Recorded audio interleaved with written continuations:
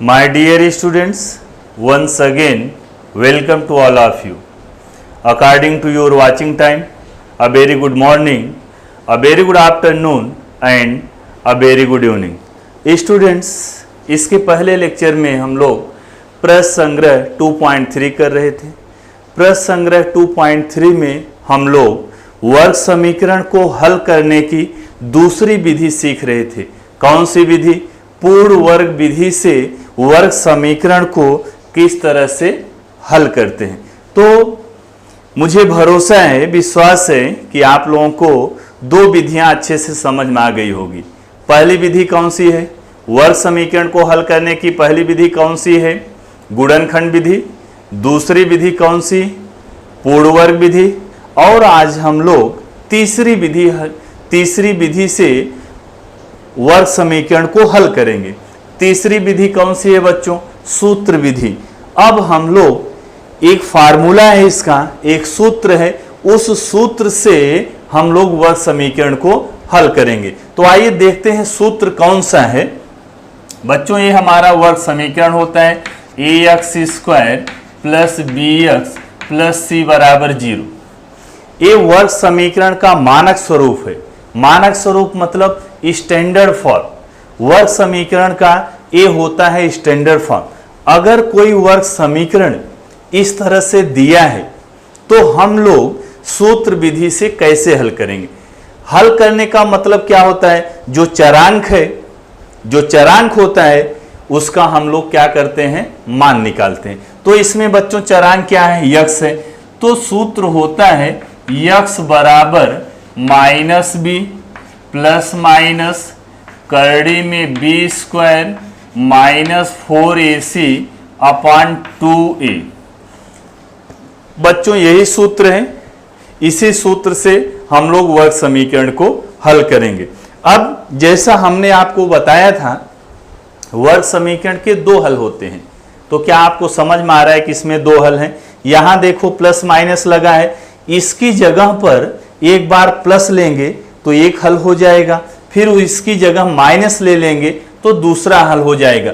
कुछ इस तरह से यक्स बराबर माइनस बी, यहां प्लस ले लिया, करड़ी में b² माइनस 4ac अपान 2a, या अब माइनस हम लोग यहां ले लेंगे माइनस b, यहां प्लस माइनस प्लस ले लिया, फिर क्या लेंगे? माइनस करड़ी में b² माइनस 4ac अपान 2a।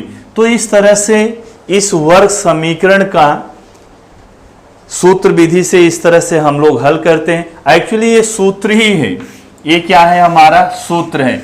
मान लो किसी वर्ग समीकरण में दूसरा चरांक दिया है, मतलब समझो चरांक y दिया है तो यहां पर y लिखेंगे, चरांक m दिया है तो m लिखेंगे, जो भी चरांक दिया है यहां पर लिखेंगे। तो इस तरह से चरांक का मान हम लोग सूत्र विधि से इस तरह से निकालते हैं। अब एक सवाल और, ये जो सूत्र है ये आया कैसे? कैसे हमको समझ में आएगा कि ये सूत्र इसका ही हल है? तो आइए देखते हैं, मैं आपको हल करके बताऊंगा कि ये सूत्र आया कैसे। तो बच्चों माना दिया गया वर्ग समीकरण, माना ax² plus bx plus c बराबर 0, यह वर्ग समीकरण है। क्या है ये? वर्ग समीकरण है। अच्छा, वर्ग समीकरण है तो इसी वर्ग समीकरण का ये हल है। हल मतलब हल को मूल भी बोलते हैं। तो इस वर्ग समीकरण का ये मूल है। तो दो मूल इसमें दिख रहा है। हम लोग क्या करने जा रहे हैं कि ये सूत्र आया कैसे? इस वर्ग समीकरण का ये जो हल है ये आया कैसे, ये हम लोग डिस्कस करने जा रहे हैं। इसको मैं निकाल के आपको बताऊंगा कि ये आया कैसे। तो बच्चों अब तक हम लोगों ने दो विधियां सीखा है वर्ग समीकरण हल करने की। कौन कौन सी विधि सीखा है? गुणनखंड विधि और पूर्ण वर्ग विधि। तो आइए इस वर्ग समीकरण को हम लोग हल करते हैं। कौन सी विधि से हल करेंगे? पूर्ण वर्ग विधि से। और हल करके देखेंगे कि आ रहा है कि नहीं आ रहा है। तो पूर्ण वर्ग विधि से हम लोग कैसे हल करते हैं बताइए। हमारा पहला स्टेप क्या होता है? पूर्ण वर्ग विधि से हल करने का हमारा जो पहला स्टेप है वो अचरांक को दाहिनी ओर ले जाते हैं। तो कौन सी विधि से मैं हल करने जा रहा हूं? पूर्ण वर्ग विधि से। तो ये हो जाएगा ax² प्लस bx। क्या आपको समझ में आ रहा है क्या? ये जो c लिखा है ये क्या है? अचरांक है। और पूर्ण विधि में पहला ही काम हमारा होता है अचरांक को दाहिनी ओर लेके जाना। तो ये प्लस c है, इधर लेके आए माइनस c हो गया। पहला स्टेप हमारा हो गया। अचरांक को हमने किधर किया? दाहिनी ओर। अब दूसरा काम हमारा क्या होता है? जो वर्ग का पद है, वर्ग का पद उसका गुणांक कितना होना चाहिए? 1 होना चाहिए। तो यहां पर गुणांक क्या है? a है। होना कितना चाहिए? 1 होना चाहिए। तो यहां पर 1 कैसे लाएंगे? a से भाग देकर। इस समीकरण को a से भाग देने पर, इस वर्ग समीकरण को a से भाग देने पर, तो पहला पद क्या है? ax²। किससे भाग दे रहे हैं? a से। दूसरा पद क्या है? bx। किससे भाग दे रहे हैं? a से। इधर अचरांक पद क्या है? माइनस से। किससे भाग दे रहे हैं? a से। तो क्या यहां a कट गया? कट गया। तो बराबर यहां क्या बच गया? x²। यहां पर कितना बचा? b/ax बराबर कितना? -c/a। अब इसको ही समीकरण 1 मानते थे। 2 स्टेप हो गया। अचरांक को दाहिनी ओर लेके गए। वर्ग पद का गुणांक हमने कितना बना लिया? 1 बना लिया। बात समझ में आई? अब इसके बाद आप क्या करते थे? ये जो बायां पक्ष है इसको हम लोग पूर्ण वर्ग बनाते थे। क्या बनाते थे? पूर्ण वर्ग बनाते थे। पूर्ण वर्ग बनाने के लिए मैंने आपको बताया था, पूर्ण वर्ग बनाने के लिए मैंने आपको बताया था कि इसमें 3 पद चाहिए। याद है सूत्र? a+b का होल स्क्वायर और a-b का होल स्क्वायर। तो सूत्र यही था। a+b का होल स्क्वायर क्या होता है? a² plus 2ab plus b²। और दूसरा कौन सा सूत्र होता है? a-b का whole square, a² minus 2ab plus b²। मैंने बताया था कि इन्हीं दोनों में से कोई एक सूत्र लगता है। दोनों में से कोई एक सूत्र लगता है। या तो ये लगेगा या तो ये लगेगा। ए कब लगेगा? जब मध्य पद धनात्मक होगा। और ये सूत्र कब लगता है? जब मध्य पद ऋणात्मक होगा। लेकिन एक विशेष बात क्या? पूर्ण वर्ग। ये दोनों सूत्रों को पूर्ण वर्ग का सूत्र भी बोलते हैं। तो पूर्ण वर्ग बनाने के लिए ध्यान से देखो, 1 2 3 हमको 3 पद चाहिए। कितना? 3 पद रहेगा तभी हम लोग पूर्ण वर्ग बना सकते हैं। तो इधर बाएं पद में क्या है? 1 पद, 2 पद, तीसरा पद गायब है। मतलब हमको तीसरा पद निकालना है। और अगर याद होगा आपको तो मैंने तीसरा पद कैसे निकालते हैं ये सूत्र हमने आपको बताया है। तो तीसरा पद निकालने के लिए, तीसरा पद निकालने के लिए सूत्र क्या लगाते हैं? 1/2 गुणे यक्स का गुणांक। हमेशा यक्स नहीं आता। यक्स का गुणांक उसका होल स्क्वायर। हमेशा यक्स ही नहीं आता। अगर यक्स है तो यक्स का गुणांक, वाई है तो वाई का गुणांक, यम है तो यम का गुणांक। तो आइए तीसरा पद देखते हैं। 1/2 गुणे यक्स का गुणांक, यक्स तो यही है, इसका गुणांक क्या है? b/a है। तो आओ यहां पर क्या रख दिया? b/a। इसका वर्ग हो गया। ये दोनों क्या है? भिन्न है। 1/2 गुणे b/a। और भिन्नों का जब गुणा करते हैं तो अंश का अंश से, हर का हर से। तो b का गुणा 1 से करेंगे b/2 का गुणा a से करेंगे 2a। इसका देखो अभी वर्ग लगा है तो वर्ग निकालेंगे। b का वर्ग बटे 2 का वर्ग 4, a का वर्ग a का वर्ग। बात समझ में आ गई क्या? तो अब इस समीकरण के दोनों पक्षों में जब तीसरा पद हम लोग निकाल लेते हैं तो यही तीसरा पद समीकरण 1 के दोनों पक्षों में जोड़ देते हैं। तो समीकरण 1 के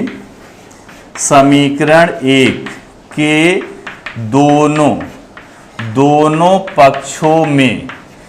पक्षों में क्या करने पर? b²/4a² जोड़ने पर। चलो यहां लिख दे रहा हूं, जोड़ने पर। दोनों पक्षों में जोड़ने पर बायां पक्ष है, बायां पक्ष क्या है, एक्स स्क्वायर प्लस बी अपान ए एक्स प्लस, अब जोड़ रहे हैं, दो ही पक्ष है, तीसरा पद आ गया यहां पर, क्या आया, बी स्क्वायर अपान 4a का स्क्वायर बराबर दायां पक्ष क्या है, ये माइनस है और हम लोग जोड़ रहे हैं तो इसको मैं पहले लिख दे रहा हूं, b square upon 4a square minus क्या, c अपान a। बात समझ में आई क्या, c अपान a। तो अब हम लोग ध्यान से देखेंगे, मैं क्या बताया आपको, यही दो सूत्र से हम लोग पूर्ण वर्ग बना सकते हैं। ये सूत्र कब आता है, जब मध्य पद धनात्मक, ये सूत्र कब आता है, जब मध्य पद ऋणात्मक। तो यहां पर मध्य पद क्या है, धनात्मक है, तो सूत्र कौन सा आएगा, a प्लस बी का होल स्क्वायर आएगा। आइए इसकी जगह हम लोग पूर्ण वर्ग लिखते हैं। पूर्ण वर्ग समझ में आता है, पहले पद का वर्गमूल एक्स स्क्वायर वर्गमूल एक्स प्लस यहां इसका वर्गमूल लेके यहां कोष्टक में लिखना है। जैसे देखो a का वर्ग है, यहां a लिखा है, b का वर्ग है, यहां पर b लिखा है, मतलब इन दोनों वर्ग पदों का वर्गमूल लेके होल स्क्वायर करना है।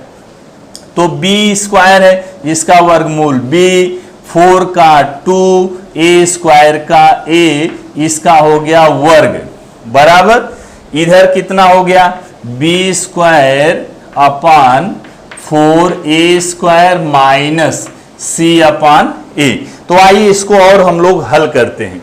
तो यहां पर हमने कौन सा सूत्र लगाया है, ए वाला सूत्र लगाया, तो यहां पर ये सूत्र हम यहां मेंशन करेंगे, लिखेंगे हमने किस सूत्र की सहायता से इसको पूर्ण वर्ग बनाया है। a प्लस बी का whole square, A square plus 2ab plus B square. तो आइए इधर रफ करते हैं। तो आइए अब इसको हल करते हैं।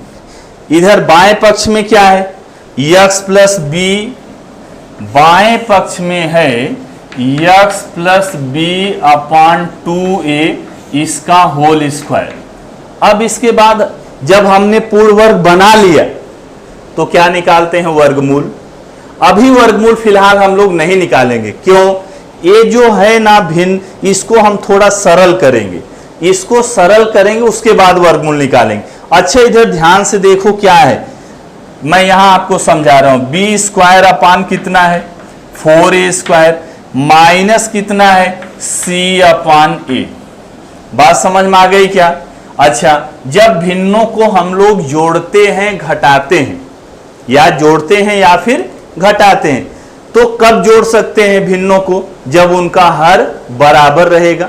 हर बराबर है क्या दोनों का, नहीं बराबर है। तो बराबर करने का आपके पास दो मेथड है, या तो लसाबी निकाल लो, या तो लसाबी निकाल लो, या तिर्यक गुणा कर दो। तो आइए तिर्यक गुणा कर देते हैं। क्या करेंगे, तिर्यक गुणा, इसका इसमें गुणा कर दिया तो ए बी स्क्वायर, मैं यहां लिखते जा रहा हूं डायरेक्ट, क्या हो जाएगा, ए बी स्क्वायर, इसका इसमें गुणा करेंगे तो -4a स्क्वायर सी हो जाएगा। अच्छा बटे में क्या लिखते हैं, बटे में दोनों का गुणनफल लिखते हैं, तो दोनों का गुणनफल हो जाएगा 4a स्क्वायर है, इसका पावर 1 है, तो ये क्यूब हो जाएगा। बात समझ में आ रही है। तो चलिए इसको और हम लोग सरल करेंगे, A B square A square C. तो क्या दोनों में आप देख रहे हैं कि ए स्क्वायर कॉमन है, सॉरी ए कॉमन है, not A square, A is common, A B square -4a square, C तो है नहीं, 4 नहीं है कॉमन। तो यहां पर देखो a की घात 1 है, a की घात 2 है, तो क्या हम कह सकते हैं दोनों में ये कॉमन है। ए स्क्वायर नहीं कॉमन है, ए स्क्वायर तो इस पद में है ही नहीं है, ए है, ये जो ए स्क्वायर लिखा है ना, ए स्क्वायर का मतलब ए गुणे ए, इसका मतलब पहले पद में भी ए है, दूसरे पद में भी ए है, तो हम ए कॉमन ले रहे हैं। तो बताओ ध्यान से यहां क्या बचेगा, अरे बी स्क्वायर बचा, माइनस यहां क्या बचेगा, 4a स्क्वायर है, ए के कॉमन ले लिया तो यहां क्या बचेगा, ए, और क्या बच रहा है, सी बच रहा है। अच्छा बटे में क्या है, 4a क्यूब। बात समझ में आ गई यहां तक। यहां तक अगर बात समझ में आ गई तो अब ज्यादा कठिन नहीं है। तो तो यहां से अब देखिए इस a को यहां a क्यूब से कट कर देते हैं तो यहां बच जाएगा 4a²। अच्छा, कभी ऐसा मत करना कि यहां a से इसको कट करने लगना, ऐसे कट नहीं होता है। कैंसल कब करेंगे? अंश और हर की संख्याओं को या चरान को कैसे कट करते हैं? जब गुणनखंड स्वरूप में रहेगा तो। यहां फिलहाल गुणनखंड स्वरूप में नहीं है, दो पदों में है, पहला पद है दूसरा पद है, और यहां गुणनखंड है। ये देखो ये पूरा कोष्टक हो गया, यहां पर गुणा है, ए हो गया, तो इसको हम लोग बोलते हैं गुणनखंड स्वरूप में है। तो ए यहां से एक ए से कट जाएगा तो यहां बचेगा a²। अच्छा, आप बताइए किसका मान आ गया? यक्स प्लस बी अपान 2a। बी अपान क्या? 2a, इसका वर्ग आया कितना बताओ? b² माइनस 4ac अपान कितना आ गया? a² आ गया। अच्छा, अब दाया पक्ष जो है वो तो सरल हो गया। अब इसके बाद हमारा काम क्या होता है? हम लोग काम क्या करते हैं? अब पहला काम क्या किया हमने? अचरांक को हटाया, वर्ग पद का गुणांक 1 बनाया, इधर वर्ग पद में कन्वर्ट किया। अब इसके बाद हम लोग निकालेंगे वर्गमूल। तो यहां पर लिखेंगे, क्या लिखेंगे? वर्गमूल लेने पर। तो यहां से वर्गमूल ले लूं। अच्छा, यहां ये 4a² है, 4a, 4 तो लिखा है नहीं, जो 4a² वर्गमूल लेने पर। क्या लेने पर? वर्गमूल लेने पर। तो आइए वर्गमूल लेते हैं। वर्गमूल लेते हैं तो इसका वर्ग जो है हट जाता है, तो यक्स प्लस बी अपान 2a, इधर इसका वर्गमूल। अच्छा, ये दो पद है, इसका वर्गमूल नहीं निकलेगा तो इसको हम लोग करड़ी में लिखेंगे। क्या लिखेंगे? b² minus 4ac। लेकिन ध्यान से देखो, इसका वर्गमूल निकलेगा कि इसका 4 का कितना हो जाएगा? 2, a² का कितना हो जाएगा? यहां पर ऐसे मत निकालना b² का वर्गमूल b, नहीं, ये पूरा एक ही पद है, एक ही पद है, ये पूरा मिला के करड़ी में आएगा तो एक ही पद बन जाएगा, तो उसका हम लोग वर्गमूल नहीं निकाल सकते। बात समझ में आ रही क्या? अब यहां से यक्स का मान निकालना है, तो यक्स बराबर इसको, इस पद को उधर ले जाएंगे, इधर ले जाएंगे, मतलब किधर? दाएं पक्ष में। तो ये प्लस है, माइनस हो जाएगा, माइनस बी अपान 2a। और ये देखो ये प्लस पहले से है, क्या है यहां पर? अच्छा सॉरी, जब भी हमने वर्गमूल निकाला ना प्लस माइनस नहीं लिखा था, याद आ रहा है क्या? पूर्ण वर्ग विधि, दाईं ओर हम लोग प्लस माइनस लगाते हैं, तो ये प्लस माइनस में हो जाएगा। अच्छा, ये प्लस माइनस करड़ी में b² माइनस 4ac अपान कितना? 2a। ये यक्स का मान हो गया। तो आइए इधर अब थोड़ा आप वीडियो को पॉज करके इधर पूरा लिख लेना, अब उसके बाद मैं यहां से कंटिन्यू करूंगा।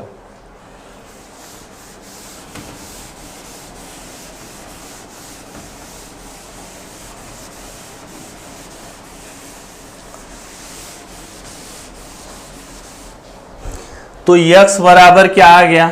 यक्स बराबर माइनस बी अपान 2a प्लस माइनस करड़ी में ये है बटे 2a है, तो ये भी तो दोनों भिन्न है, ये देखो भिन्न है ना। और भिन्नों को जोड़ेंगे घटाएंगे कैसे? जोड़ेंगे घटाएंगे कैसे? जब हर बराबर रहेगा, और हर तो देख रहे हो बराबर है ना, 2a, तो क्या करेंगे? वही हर लिखेंगे, वही हर लिख देंगे 2a। और अंश में क्या है? माइनस बी प्लस माइनस करड़ी में b² माइनस 4ac। समझ में आया? यही दो हल होते हैं, अभी मैं सूत्र में यही आपको लिखा था। तो यक्स बराबर क्या होगा? माइनस b प्लस माइनस करड़ी में b² माइनस 4ac बटे क्या हो गया? 2a।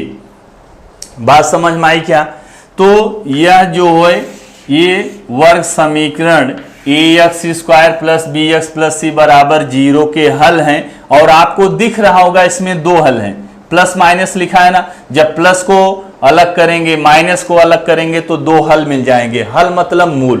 तो बात समझ में आ गई? ये सूत्र कैसे आया, ये सूत्र किस तरह से आया उससे ज्यादा मतलब नहीं है। ऐसा नहीं क्वेश्चन पूछता है कि ये निकाल के बताओ, लेकिन मैंने आपको इसके लिए बताया ताकि आपको समझ में आ जाए कि ये सूत्र किस तरह से आया है। तो बच्चों इसी सूत्र को कहते हैं श्रीधराचार्य का सूत्र। श्रीधराचार्य एक अपने भारतीय गणितज्ञ थे, इंडियन मैथमेटिशियन। तो उनके नाम से उन्होंने इसका खोज किया था, तो उन्हीं के नाम पे इनका इस सूत्र का नाम रखा गया श्रीधराचार्य का सूत्र।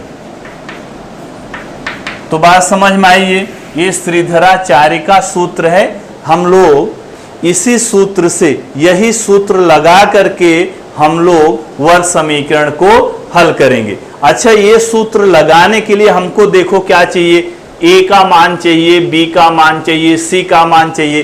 तो सबसे पहले वर्ग समीकरण जो भी दिया रहेगा वो मानक स्वरूप में होना चाहिए। किस में होना चाहिए? मानक स्वरूप में होना चाहिए। उसके बाद हम तुलना करके एबीसी का मान निकालेंगे, फिर ये सूत्र लिखेंगे और इस सूत्र में डायरेक्ट मान रख देंगे। बात समझ में आ गई? तो चलिए अब हम लोग प्रश्न संग्रह स्टार्ट करते हैं। कौन सा प्रश्न संग्रह?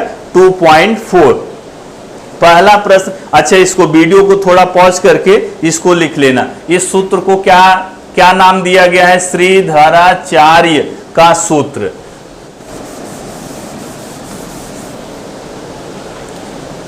तो आइए हम लोग प्रश्न संग्रह 2.4 के प्रश्न को हल करते हैं। पहला प्रश्न है, निम्नलिखित वर्ग समीकरणों की मानक रूप से तुलना कर एबीसी का मान लिखो। बात समझ में आई क्या? पहला ये जो प्रश्न नंबर 1 है, क्वेश्चन नंबर 1 है, इसमें पहला क्या दिया है? X square minus x square minus 7x plus 5 बराबर 0। और एग्जाम में 1 मार्क्स के लिए ऐसा प्रश्न आता है और लिखा रहेगा इस वर्ग समीकरण की तुलना मानक वर्ग समीकरण से करके ए बी सी का मान ज्ञात करिए। तो इस वर्ग समीकरण की तुलना, चलो इसको मान लेते हैं समीकरण 1। तो यहां पर लिखेंगे समीकरण 1 की तुलना किससे करने पर? मानक वर्ग समीकरण। तो मानक वर्ग समीकरण आप कैसे लिखते हैं? A x square plus B x plus सी बराबर 0 से करने पर। बात समझ में आई क्या?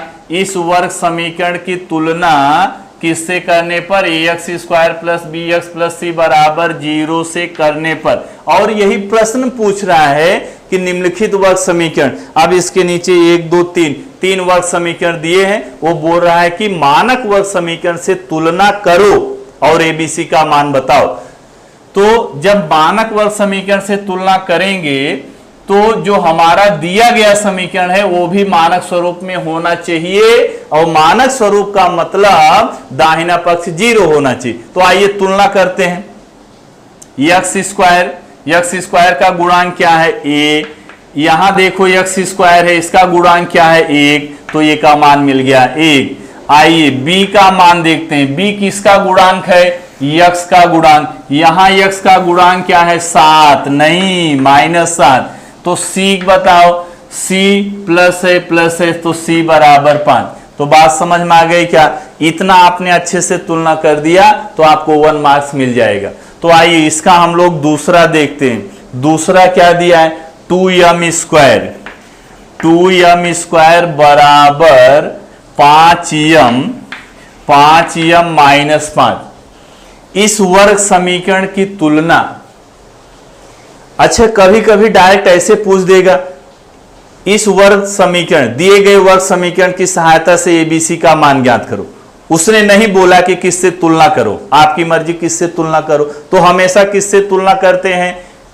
वर्ग समीकरण का जो मानक स्वरूप है उससे तुलना करते हैं। और वर्ग समीकरण का मानक स्वरूप जो होता है उसका दायां पक्ष क्या होना चाहिए? 0 होना चाहिए। तो पहले इसको मानक स्वरूप में लिखेंगे हम लोग।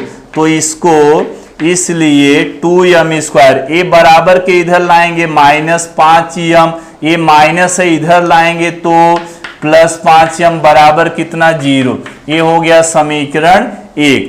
अब लिखेंगे समीकरण 1 की तुलना। समीकरण एक की तुलना किससे करने पर, ax स्क्वायर, ये देखो मैं पहले गलत लिख रहा हूं, ax square plus bx plus c बराबर 0 से करने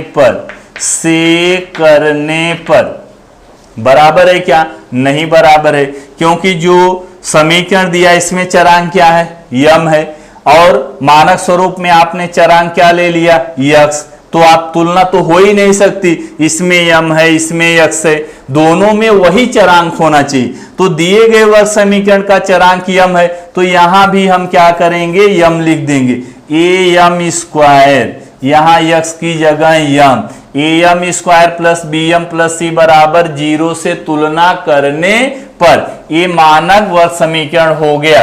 तो बताइए यम स्क्वायर का गुणांक क्या है, ए है, यहां यम स्क्वायर का गुणांक क्या है, 2, तो ए का मान कितना, 2।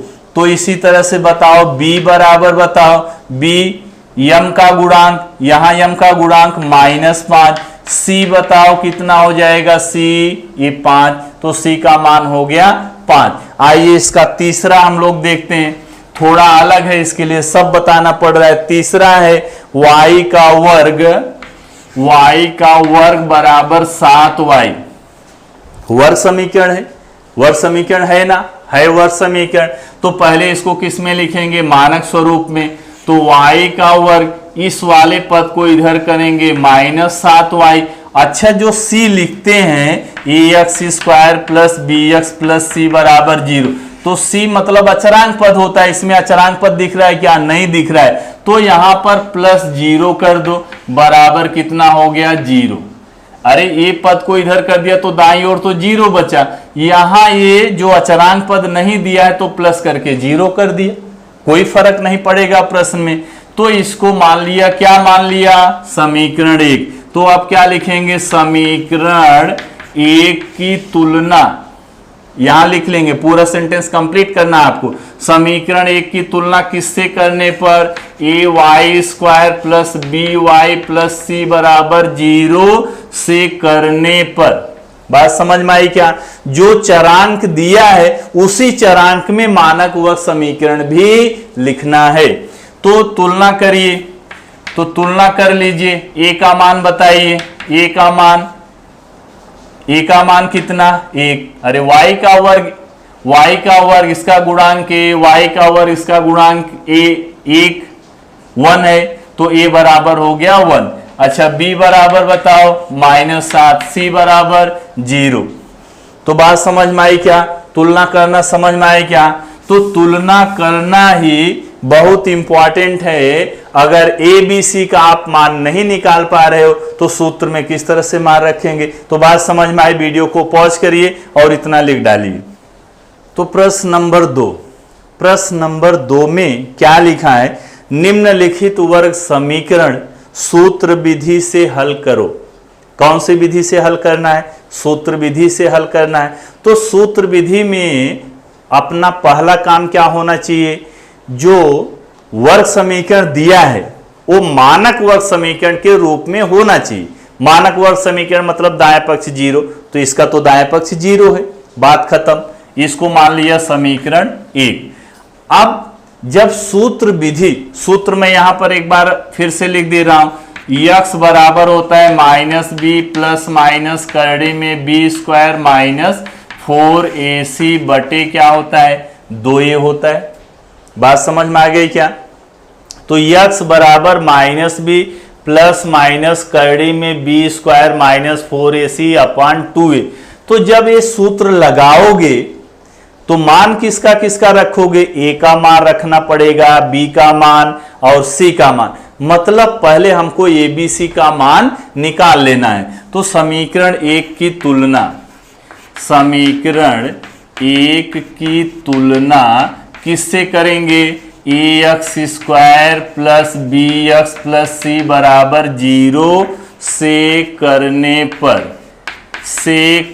पर। तो तुलना करो, तुलना करके ए बी सी का मान बताओ। a बराबर कितना 1, इसका गुणांक 1 है, b बराबर बताओ 6, c बराबर बताओ 5। यहां तक बात समझ में आ गई।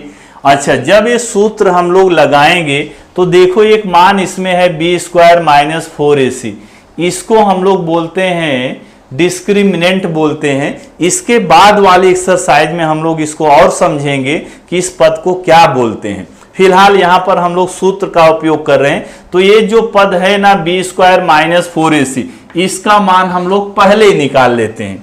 अब किसका मान निकाल लेंगे? B square minus 4ac। कैसे निकालोगे? b का वर्ग, तो b कितना है? 6 है, 6 का वर्ग माइनस 4a मतलब कितना? 1 इंटू c मतलब कितना? 5।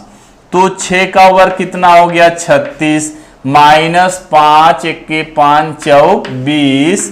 तो 36 माइनस 20 कितना आ गया? 16। ये किसका मान आ गया? बी स्क्वायर माइनस 4ac का मान कितना आ गया? 16। अब हमको सूत्र लिखना है। क्या लिखना है? सूत्र लिखना है। सूत्र लिख के हम लोग हल ज्ञात करेंगे। तो आइए यहां ऊपर से लिखते हैं। सूत्र क्या है बताओ? x बराबर माइनस बी प्लस माइनस करड़ी में क्या लिखते हैं? बी स्क्वायर माइनस 4ac बटे क्या लिखेंगे? 2a। ये बटे ध्यान देना, ये लाइन यहां से यहां तक है, ये पूरे ये दोनों पदों का बटे 2a है। कभी कभी गलती से सिर्फ इसका ही बटे लिख देते हैं 2a, जो कि गलत है। बात समझ में आ गया क्या? ये पूरा बटे में 2a है। अब आइए मान रखते हैं। x बराबर क्या? माइनस b का मान बताओ कितना है? 6 है। तो यहां पर क्या रख देंगे? 6 प्लस माइनस करड़ी में क्या लिखा है? B square minus 4ac। तो बी स्क्वायर माइनस 4ac का मान कितना आपने निकाला? 16। तो करड़ी में हो गया 16 बटे 2 गुणे a का मान कितना है? 1। तो यहां पर रख दिया 1। तो x बराबर माइनस 6, ये प्लस माइनस 16, करड़ी में 16 है मतलब इसका वर्गमूल कितना हो जाएगा? 4। 2 1 के कितना? 2। अब यहां पर देख रहे हैं दो मान है ना, प्लस माइनस। अब प्लस को अलग, माइनस को अलग। तो x बराबर माइनस 6 प्लस 4 बटे 2, प्लस वाला मान ले लिया। फिर यहां लिखेंगे, क्या लिखेंगे? x बराबर माइनस 6 माइनस 4 बटे 2। बात समझ में आई क्या? ये जहां प्लस माइनस है, एक बार प्लस लिखा है, एक बार माइनस। तो x बराबर माइनस 6 प्लस 4, ये आपको बहुत जल्दी से आना चाहिए। इसमें अगर आप कंफ्यूज रहोगे कि ये प्लस है माइनस है क्या आता है, तो हमेशा आप गलती करते रहेंगे। तो माइनस 6 प्लस 4 दोनों का अपोजिट चिन्ह है, विपरीत चिन्ह है। तो चिन्ह किसका? बड़ी संख्या का। बड़ी में छोटी संख्या घटाएंगे बटे 2। 2 1 के 2 कितना आ गया? माइनस 1। अच्छा, इधर से x बराबर दोनों का एक ही चिन्ह है, तो चिन्ह लिख के जोड़ेंगे। 2 पंचे 10 माइनस 5। तो यहां से आ गया x बराबर माइनस 1। ये पहला मूल हो गया, मूल मतलब हल। और यहां से x बराबर माइनस 5। तो दिए गए वह समीकरण के मूल माइनस 1 और माइनस 5 हैं। तो बात समझ में आई? तो अब बात समझ में आ गई तो इसको आप नोट कर लीजिए। तो आइए अभी देखते हैं। देखिए यहां से आपका जो प्रश्न नंबर 2 है, यहां से सारे प्रश्न दिख रहे हैं। तो जो दूसरा प्रश्न है, दूसरा प्रश्न क्या है? X square minus 3x minus 2 बराबर 0। एकदम पहले के जैसा है। पहले आप तुलना करेंगे, एबीसी का मान निकालेंगे, सूत्र लिखेंगे, फिर हल कर लेंगे। और तीसरा 3m square plus 2m minus 7 बराबर 0, एकदम ऐसे ही। अब सूत्र में यहां जो x बराबर लिखे थे, तीसरे के लिए आप m बराबर लिखोगे, क्योंकि चरांक m है तो m का मान निकालना है। चौथा देखिए, चौथा 5m का वर्ग माइनस 4m माइनस 2 बराबर 0। इसकी भी आप तुलना करेंगे, जैसे अभी हमने तुलना करना बताया, ऐसे आप तुलना करोगे, एबीसी निकालोगे, सूत्र लिखोगे और उसमें मान रख के निकाल सकते हैं। पांचवा देखिए, पांचवा प्रश्न थोड़ा अलग दिख रहा है, इसके लिए पांचवा प्रश्न मैं बता रहा हूं, बाकी आपके लिए होमवर्क है। तो पांचवा प्रश्न क्या है? y का वर्ग प्लस 1 बटे 3y बराबर 2। तो ये जो बटे में 3 है, पहले इसको खत्म करने के लिए क्या करेंगे? इस समीकरण को 3 से गुणा करने पर इस समीकरण को क्या करने पर, 3 से गुणा करने पर। 3 से गुणा क्यों कर रहे हैं, 3 से गुणा करेंगे जो हर लिखा है वो खत्म हो जाएगा। तो पहला पद है वाई स्क्वायर, 3 से गुणा कर दिया 3y, 1/3y किससे गुणा कर दिया 3 से, बराबर 2 किससे गुणा कर दिया 3 से। तो ये 3 3 कट जाएगा, 3 का वर्ग प्लस यहाँ पर बचा 1y, ये कितना हो जाएगा, 3 दूनी 6 होगा ना, और इस 6 को बराबर के इधर लाएंगे तो -6, तो दाईं ओर क्या बच गया, 0 बच गया। अब ये हो गया समीकरण 1। अब समीकरण 1 की तुलना पूर्ण वर्ग समीकरण 1 की तुलना किससे करेंगे, मानक वर्ग समीकरण से तुलना करेंगे, एबीसी का मान निकालेंगे, सूत्र लिखेंगे, सूत्र में मान रख देंगे। तो आइए इस समीकरण 1 की तुलना, इसकी तुलना किससे करेंगे, मानक वर्ग समीकरण से। तो ए वाई का वर्ग, अब यहां y लिखना है, x नहीं लिखना है क्योंकि चरांक y दिया है। ए वाई का वर्ग प्लस बी वाई प्लस सी बराबर 0 से करने पर, तो आइए इससे तुलना कर लेते हैं। तुलना करेंगे तो a बराबर क्या मिल जाएगा 3, b बराबर क्या मिलेगा 1, c बराबर क्या मिलेगा 6 नहीं, क्या -6। अब इसके बाद क्या निकालेंगे, b² - 4ac, b का मान कितना है 1 है, बराबर b का मान 1 है, -4a, a का मान कितना 3, c का मान -6, तो 1 का वर्ग कितना होगा 1, 4 तिहाई 12, ये देखो माइनस इंटू माइनस क्या हुआ, यहाँ प्लस हो गया है, 4 तिहाई 12 छंग कितना हो गया 72। बात समझ में आई क्या, 72 एक कितना हो जाएगा 73।